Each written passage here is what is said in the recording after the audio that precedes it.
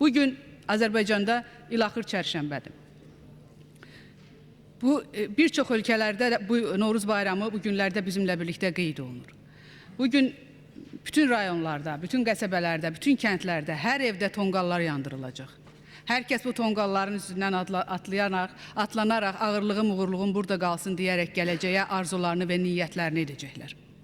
Və hər kəs bu bayrama çox ciddi və hazırlaşır və onu gözəl keçirmək istəyir. Əlbəttə, hər bir ailə bunu gözəl keçirmək istəyir.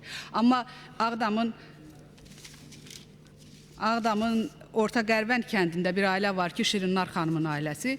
Bu ailə bu bayramı keçirməyəcək. Bu bayram onlar üçün qara gəlibdir.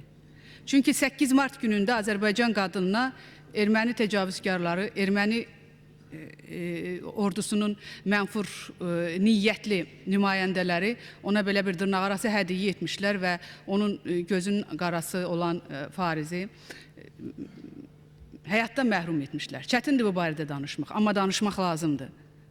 Mən hesab edirəm ki, bu addım uşaq qatili olan erməni təcavüzkarlarının bir daha təcavüzkar siyasətin davam etdiyinin göstəricisidir. Özdə nəzərə alsaq ki, bu addım Soçi görüşündən dərhal sonra prezidentlərin etimad yaradılması və bütün məsələlərin sülh danışıqları yolu ilə həll edilməsi vasitəsilə bir bəyanata imza attığından dərhal sonra baş vermişdir. Cənab Prezidentin də dünənki görüşdə qeyd etdiyi kimi Fariz hərbiçi deyil, əskər deyil, 9 yaşında bir oğlandı. O öz həyətlərində oynamağa çıxmışdı.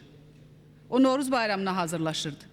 O da yəqin ki, neçə gündür Qarabağda mənim vaxt ilə uşaq vaxtı şahid olduğum zaman tonqal qalamağa, odun ocaq, çırpı yığmaqla məşğul idi ki, çərşənbə günündə tonqalın üstündən atlanacaq. Ancaq bu baş vermədi. Onu həyatdan məhrum elədilər. Nəyə görə? Ona görə ki, Azərbaycanlı idi.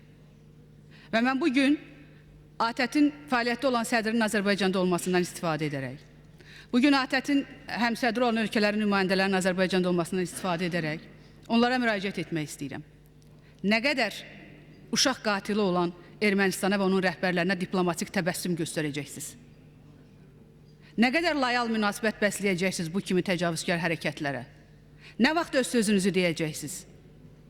Nə vaxt uşaq qatillərinə yerinizdə oturun, dayanın, durun deyəcəksiniz? Bu görüşlərdə biz fikirlərimizi söyləyirik. Çox diplomatik cavablar alırıq. Hər tərəf etimad tədbirləri yaratmaq üçün addımlar atmalıdır. Bundan sonra necə etimad göstərəsən qarşı tərəfə? Əgər bir hərbiçi bu gülləyə tuş gəlsəydi, mən bunu müharibənin qanunları kimi qəbul edərdim. Ancaq həyatını 9 yaşında bir oğlan itirib. Bir ailənin ümidi, bir ailənin gələcəyi, bir ananın gözünün işığı. Mən bugün buradan Azərbaycan xalqına, Azərbaycan qadınlarına üst tuturam. Hər biriniz süfrə başında əyləşərkən məhv olmuş, həyatı puç olmuş bu oğlanın adına bir şam yandırın. Hər biriniz ailənizin bütün üzvlərindən biri kimi onu hiss edin. Və onun xatirəsinə, onun ruhunu şad etmək üçün bir şam yandırın.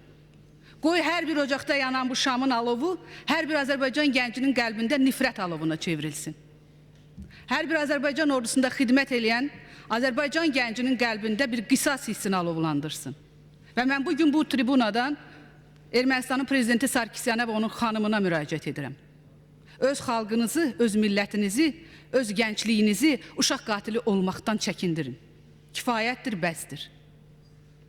Və mən bugün Azərbaycan xalqının bayramını, Novruz bayramı ürəkdən təbrik etməklə yanaşı, arzu edirəm ki, gün gəlsin ki, bizim ordu quruculuğunda əldə etdiyimiz nailiyyətlər bu torpağın nicatına, bu torpağın xilasına, azad olmasına xidmət etsin. Bütövlükdə hökumətin ötən ildəki fəaliyyətini qənaətbəxş hesab edirəm. Təşəkkür edirəm diqqətinizə görə.